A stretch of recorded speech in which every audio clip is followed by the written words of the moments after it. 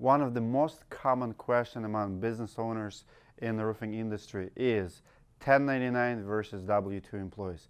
Everybody asks that question at least once in their lifetime. If you start a business, you're going to face it sooner or later.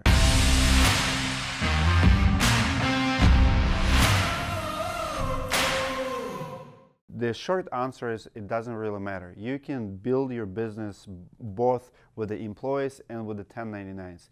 It has to do more with the tax codes and how you're going to be saving money with the IRS versus just the structure of your business even. In this country, it's very, very common to use subcontractors, to use 1099 employees or vendors versus full-time employees. Has to do something with the liability, has to do something with the convenience, with freelance industries and freelance opportunities for a lot of people who provide different services.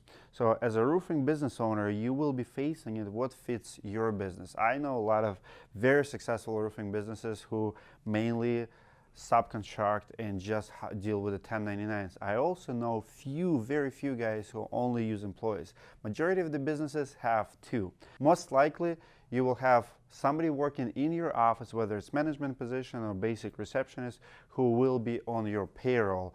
But when it comes to actually field work like roofers or even sales guys, that's going to be very gray area. You will have to make a decision how you're going to hire the sales rep, how you're going to hire roofers. So I just want to make a quick announcement that our next class, which will take place in Dallas on February 27, will be dedicated to this topic. We will spend a couple hours discussing with our Texas roofers, Texas business owners, how should we go about it. We're going to brainstorm, we're going to bring you some data to support both cases. Our next class will be dedicated to this topic. We have guest speakers, father and son, Dos and Richard Rossouw.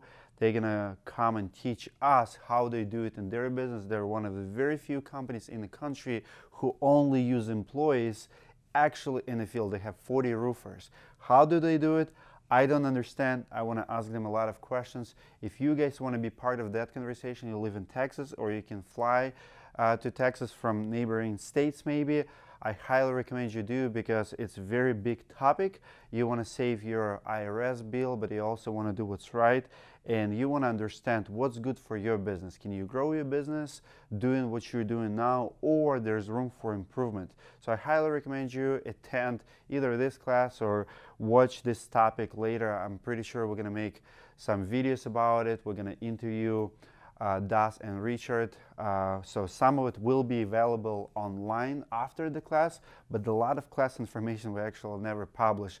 It only will be available for our online business school students, because we're not going to expose or share private information from another business that potentially might make them vulnerable in this space.